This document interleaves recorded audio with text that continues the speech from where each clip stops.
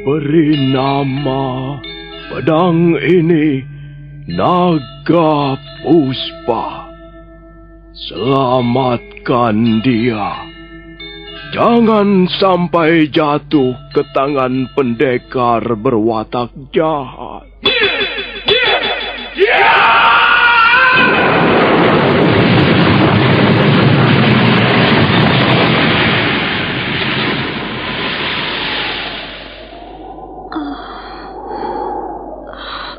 Kakang Kamandanu, kau masih juga tidak percaya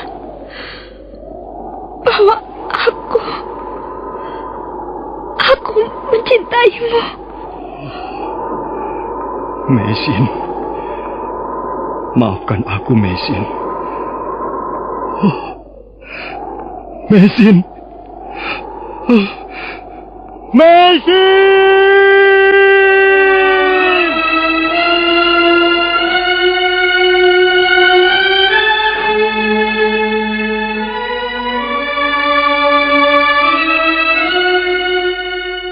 Tutur Tinular.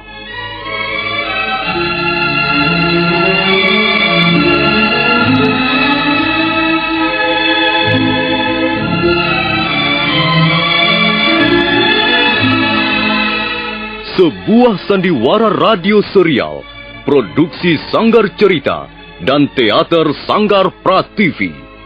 Sebuah kisah dengan latar belakang sejarah runtuhnya Singasari dan berdirinya Kerajaan Majapahit.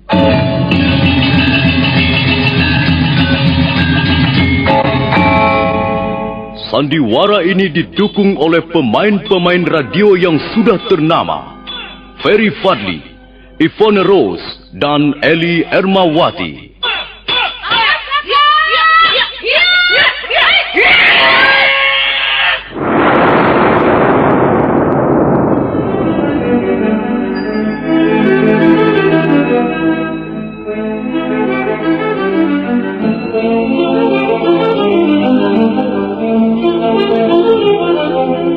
Cerita ini ditulis dan diolah oleh S. Tijab, hiasan musik dan sutradara C. Ispriyonoka. Kali ini mengetengahkan episode ke-11 dengan judul Mutiara Ilmu di Atas Batu.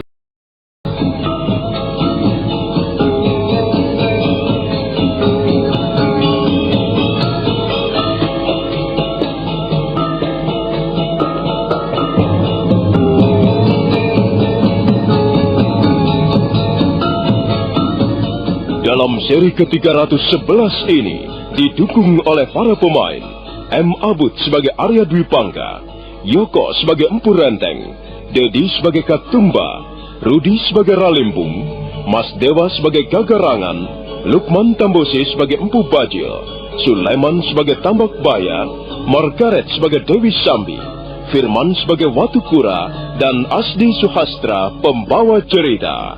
Selamat menikmati.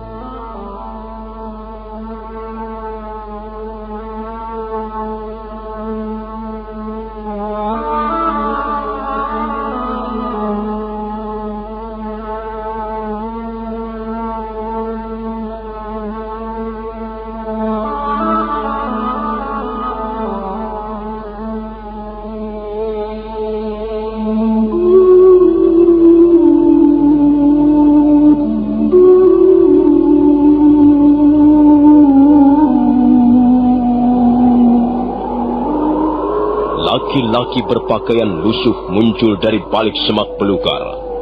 Dia muncul sambil mengucapkan bait-bait syair yang indah. Katumba dan Ralimpung merasa tidak senang, merasa diremehkan. Kemudian mereka mengejek laki-laki berpakaian lusuh yang baru saja melantunkan bait-bait syairnya. Laki-laki berpakaian lusuh tenang-tenang saja, tapi mendadak dia merubah bentuk dan warna syairnya. Warna syair yang semula indah mengalun, seketika berubah menjadi menyeramkan dan penuh perlumuran darah. Dan saat berikutnya, laki-laki berpakaian lusuh itu melompat, kemudian menggebrak dengan 2 bilah pedang kembar. Belum sampai 10 jurus, beberapa orang anak buah Katumba sudah roboh berkelojotan sambil mengerang mendekap luka-lukanya. Katumba segera membawa anak buahnya kabur dari tempat itu. Empu Renteng merasa sangat berterima kasih sekali, dan nampaknya dia lebih mempercayai laki-laki berpakaian lusuh ini. Kalau Tuan Renteng setuju, saya akan membawa Tuan ke tempat seorang tabib sakti. Tempat itu memang cukup jauh dari sini, tapi harapan Tuan untuk bisa sembuh lebih besar. Nampaknya saya bisa mempercayai kata-kata Tuan. Oh ya, siapakah nama Tuan? Laki-laki berpakaian lusuh tidak segera menjawab. Dia hanya tersenyum, kemudian beranjak pergi sambil memberikan isyarat agar Empu Renteng mengikutinya. Dan mereka pun meninggalkan tempat itu bersama-sama.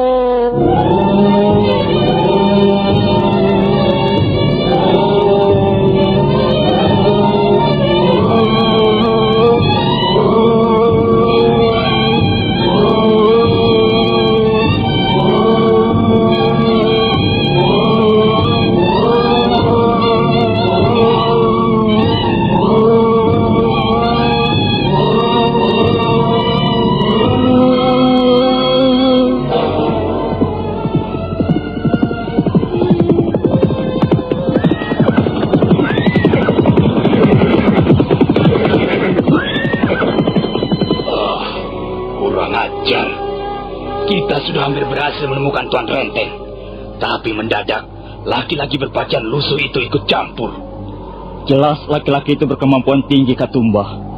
Belum sampai 10 jurus, 4 orang teman kita sudah terbunuh.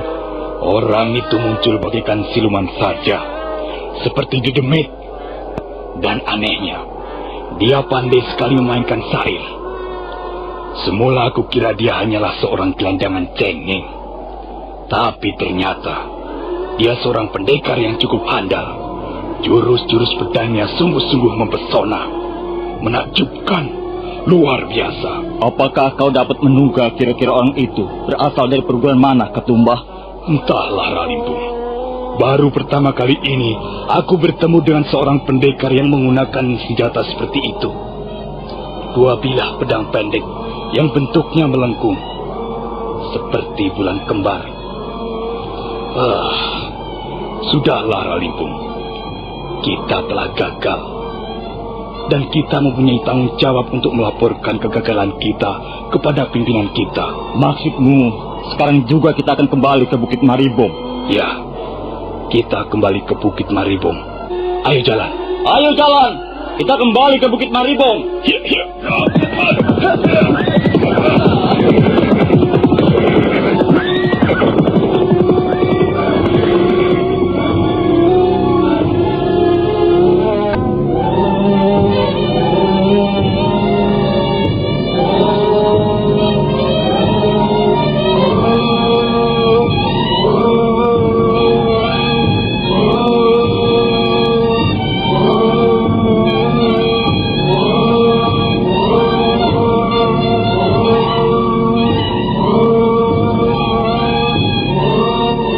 Katumba dan Gagarangan segera membawa orang-orangnya meninggalkan desa Kajar.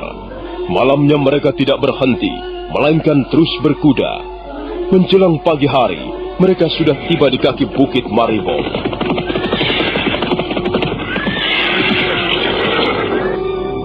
Kita harus waspada, Ralimpung. Apakah ada yang kira-kira mengikuti perjalanan kita ini? Sepertinya tidak ada, Kakang. Semenjak meninggalkan desa Walang Sapitu, kita tidak berjumpa dengan seorang manusia pun. Kalau begitu, marilah kita langsung menuju ke puncak bukit.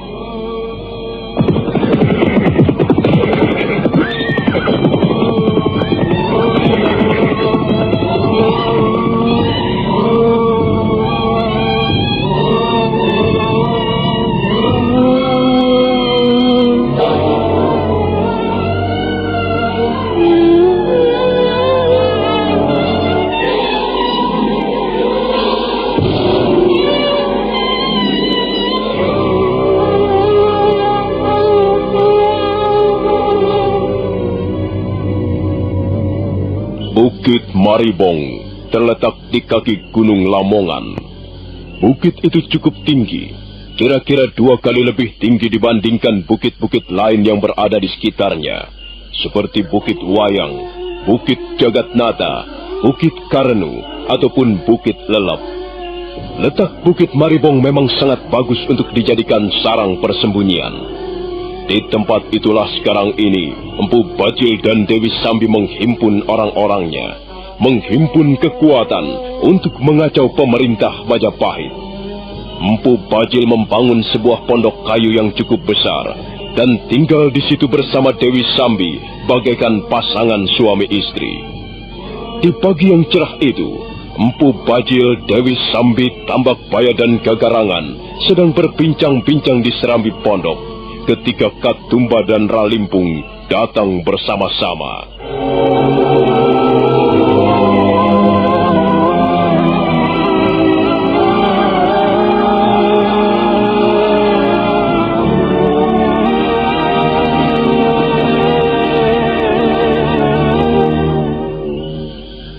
Kalian ini memang tidak becus bekerja, Katumba.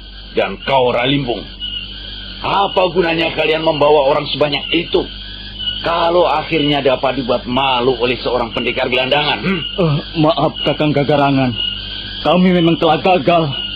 Apa yang bisa kalian laporkan selain kegagalan? Maaf, Kakang. Ini memang kesalahan kami. Apa yang bisa kalian lakukan selain mengakui kesalahan? Itu tidak penting, Katumba. Kalian berdua adalah orang-orang kepercayaan kami. Orang-orang terdekat kami.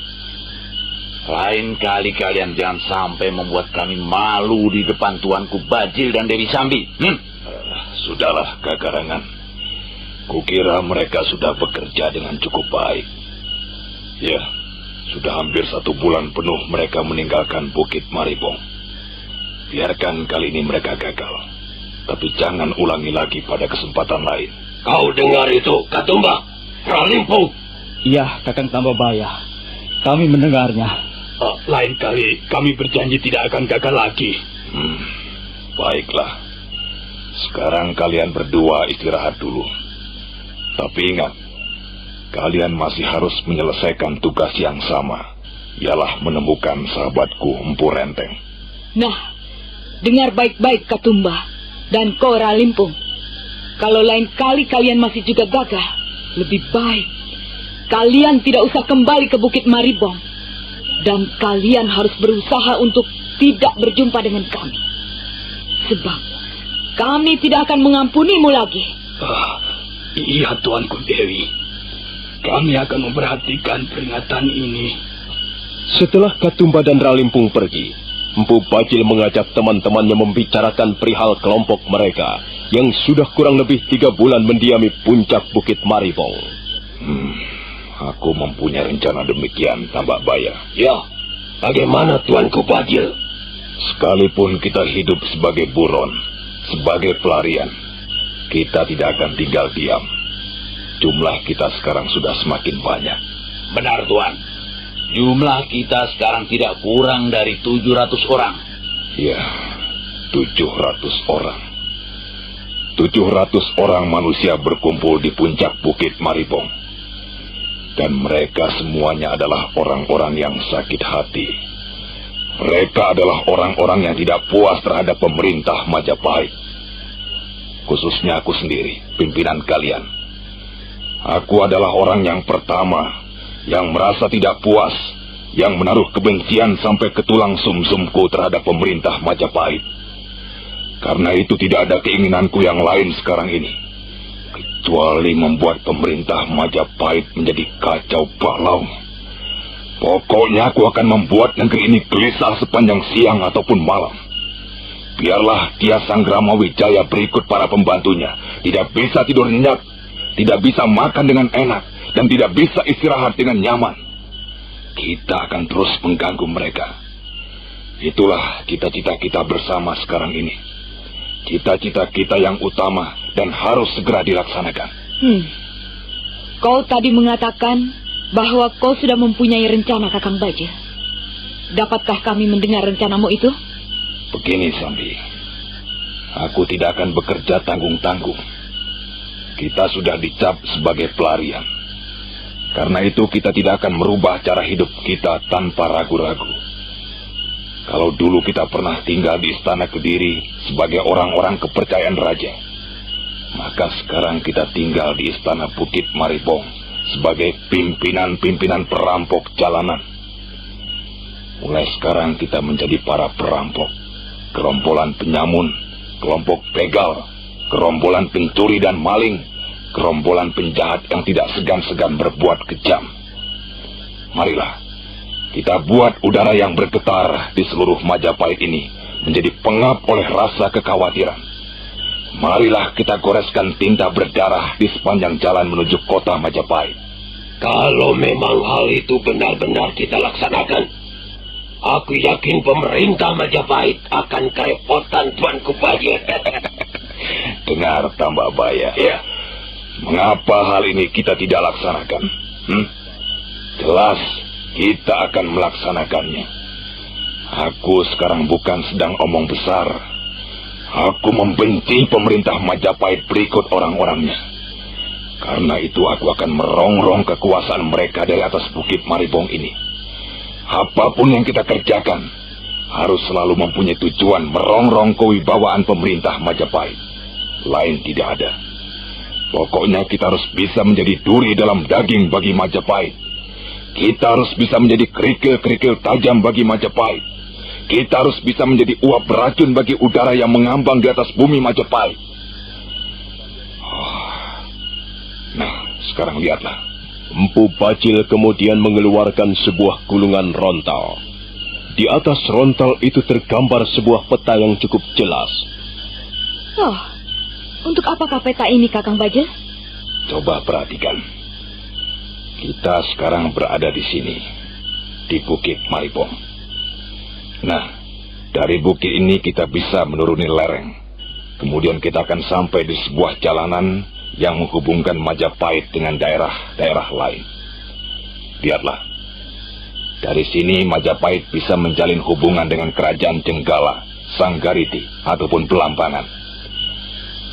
Majapahit sekarang merupakan induk kerajaan paling besar di pantai timur Pulau Japa ini.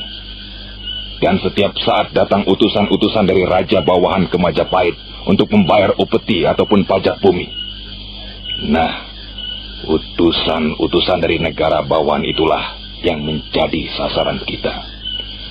Kita cegat mereka di tempat ini atau di tempat yang lain, dan kita rampas barang-barangnya. Kemudian kita bunuh utusan-utusan itu. Kita harus bertindak kejam agar supaya Majapahit senantiasa membuka matanya.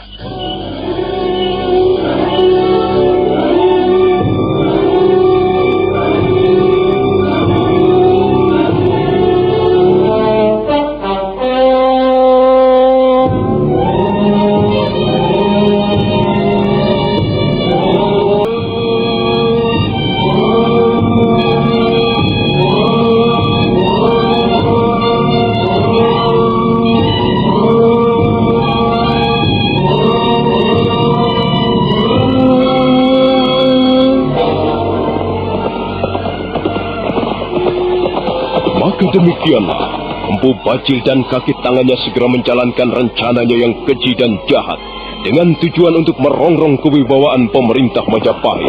Mereka merampok, merampas, dan menganiaya ataupun membunuh para utusan dari negara bawahan yang ingin berkunjung ke Majapahit. Ya, bunuh saja mereka. Ambil semua barang-barangnya. Bunuh saja. Jangan sampai ada yang meloloskan diri. Ayo, bunuh.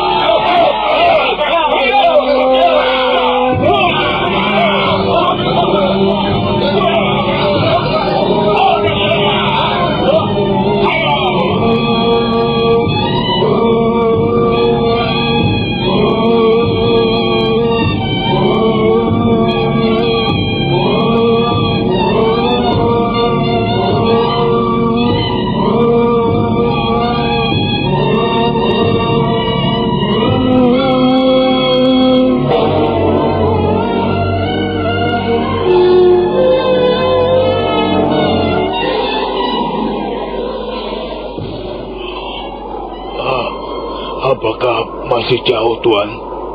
Kalau Tuan Renteng merasa sangat lelah, kita bisa istirahat bareng sebentar. Luka-luka saya terasa semakin menyengat, Tuan. Sepertinya Tuan terluka oleh senjata tajam yang ampuh. Iya, benar, Tuan. Saya terluka oleh keris Megalamat milik Ranggalawe. Tempat kediaman guru saya letaknya kurang lebih 20 pal dari sini. Apakah Tuan Renteng masih mampu berjalan? Iya. Saya akan mencobanya, Tuan. Tapi tunggulah sebentar. Sepertinya saya mencium udara laut. Apakah kita sudah dekat dengan daerah pantai, Tuan? Benar, Tuan. Kita sudah dekat dengan daerah pantai. Apakah Tuan sudah mengenal daerah sini? Sepertinya saya pernah mengenalnya. Tapi entah kapan. Tempat kediaman guru saya berada di tepi muara sungai Kapulungan ini. Apakah guru Tuan kira-kira bisa menyembuhkan luka saya? Kita lihat saja nanti, Tuan Renteng. Ada apa, Tuan? Ada yang mengganggu pikiran Tuan? Tidak. Ya, memang sebenarnya ada yang ingin saya ketahui, Tuan. Tapi karena Tuan keberatan, baiklah, tidak apa-apa. Nanti Tuan Renteng akan tahu semuanya. Tuan Renteng akan segera tahu siapa nama saya, siapa nama guru saya, dan jurus-jurus apa yang telah saya gunakan untuk mengusir orang-orang berkuda itu tadi. Dulu saya pernah bertemu dengan seorang pendekar. Entahlah siapa namanya. Itu sudah lama sekali. Saya sudah hampir melupakannya. Tapi sempat bertarung. Waktu itu kami bertarung di tepi pantai. Dan saya dapat memenangkan pertarungan itu. Tapi kejadian itu sudah lama sekali. Dan saya kira musuh saya itu pun sekarang sudah tidak ada lagi. Saya kira sudah cukup, Tuan. Rasa sakit saya sudah agak berkurang. Marilah kita teruskan perjalanan. Baiklah, mari ikuti saya.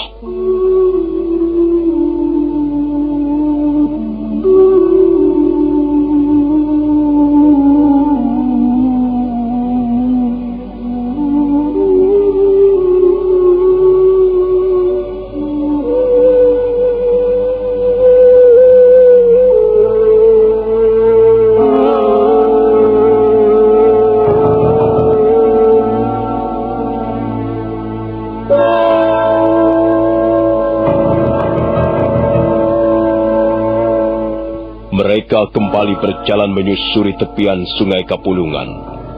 Semakin mereka melangkah ke depan, maka semakin nampak ciri-ciri daerah pantai.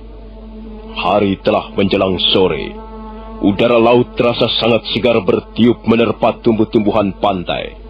Empu Renteng agak terkejut ketika laki-laki berpakaian lusuh itu membawanya menuju ke sebuah goa.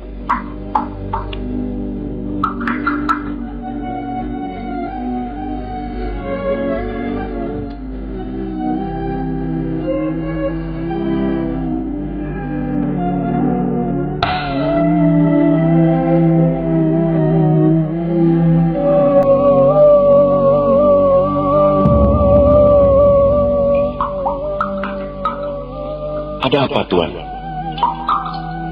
Tuan Renteng? Ada apa? Sepertinya saya kenal tempat ini, Tuan.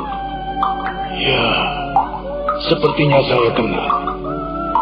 Bukankah tempat ini namanya Pancuran Mungkul?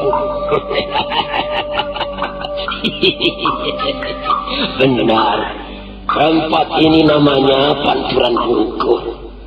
Kaukah itu Arya Dewi Bangga? Kaukah yang datang? Mengapa tidak segera kau ajak tamuku memasuki ruangan gua ini? Ayo, cepat bawa dia kemari, Arya Dewi Bangga. Baik, Guru. Mari, Tuan Renteng. Rupanya Guru sudah mengetahui kehadiran kita.